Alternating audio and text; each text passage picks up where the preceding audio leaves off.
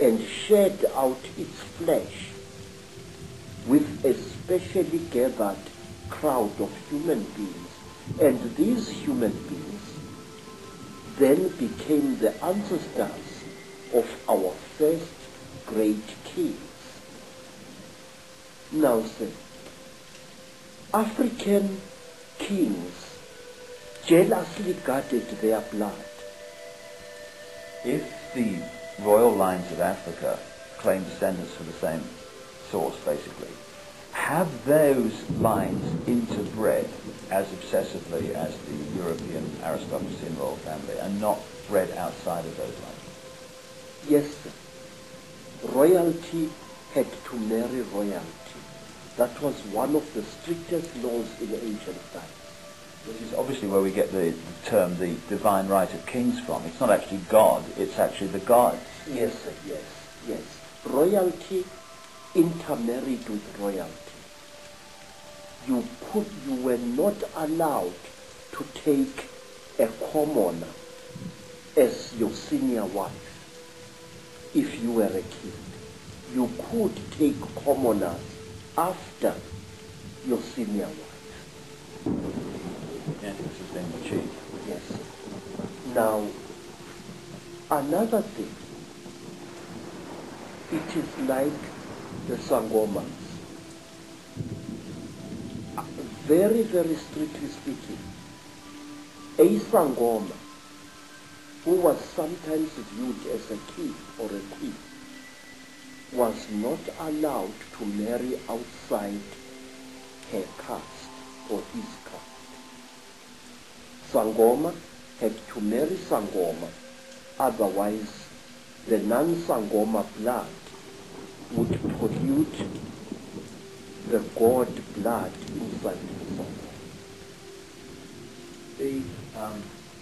The lady that I quoted in my books, Kathy O'Brien, who wrote her own book, Transformation of America, about being a mind-controlled slave of the American elite, she talks in there about seeing George Bush as president and vice president shapeshift into a reptile. And so many other people have told me this story of world leaders today changing into reptiles in front of their eyes and then changing back again. And Miguel de la Madrid, the president of Mexico at the time of George Bush, said to Kathy O'Brien, she quotes in her book, that a reptilian extraterrestrial race interbred with the ancient Central American people because they needed to create bloodlines through which they could operate. Yes.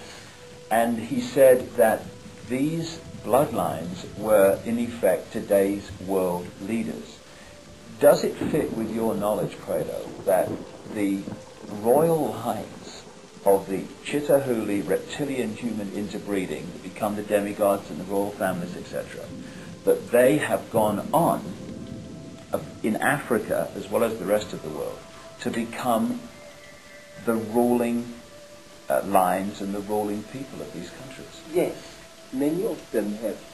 In fact, some of Africa's most terrible warmongers, men who have drenched large areas of Africa in unnecessary blood and suffering, are directly descended from some of our greatest emperors of 600, 500, or even 1,000 years ago.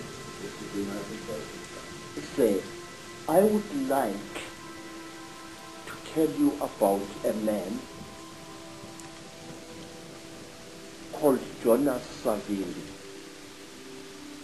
Jonas Savimbi is a descendant of some of the greatest Angola kings. In fact, the entire land called Angola was a breeding place of kingship in Africa. The word Ngola means a king, and Angola means land of many kings.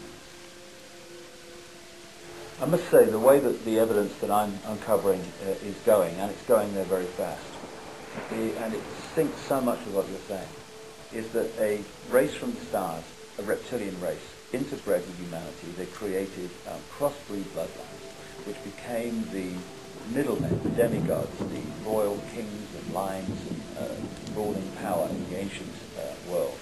And through interbreeding has become the presidents, the ruling people at the top of the power structures of banking, of politics, of the military, of all areas of our lives, of business, all of it. Is that the way that you have seen it yourself? Yes, sir. You know, Mr. Ike, I wish for one moment I could contradict you. But for the last 40 years, I have observed an extremely disconcerting phenomenon in South Africa and in other parts of Africa as well. And this is the phenomenon. You find a rising black leader, a real leader amongst men, a ferocious activist for the rights of his people. This man starts something, whether it's a revolution or whatever, he starts it. And you look at his ancestry, because in Africa we look very closely at a man's ancestry. And you find that this man is nothing. Although he is doing such great deeds, he is actually a descendant of very peasant people. And you are worried. And all of a sudden, this black man will come to a sudden violent end, and a person who is totally new will take his place.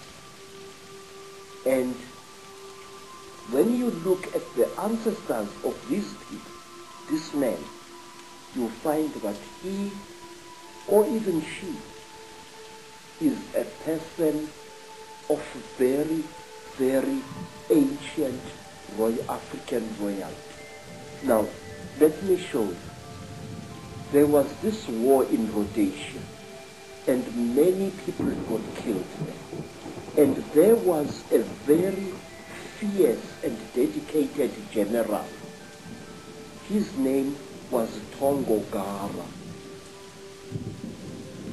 And Tongogara fought in Rhodesia. And just when victory was won, Tongogara was killed in a terrific explosion. Somebody put a bomb thing in his car and killed him very badly. But wait, Tongogara had been a descendant of a blacksmith. His surname, Tongo Gara, means powerful hammer. Now, who replaced Tongogara? A man called Robert Mugabe. Now you can't get more royal than that. Mugabe is descended from ancient Mashona kings, and what is more, he knows it. Always a leader is removed, and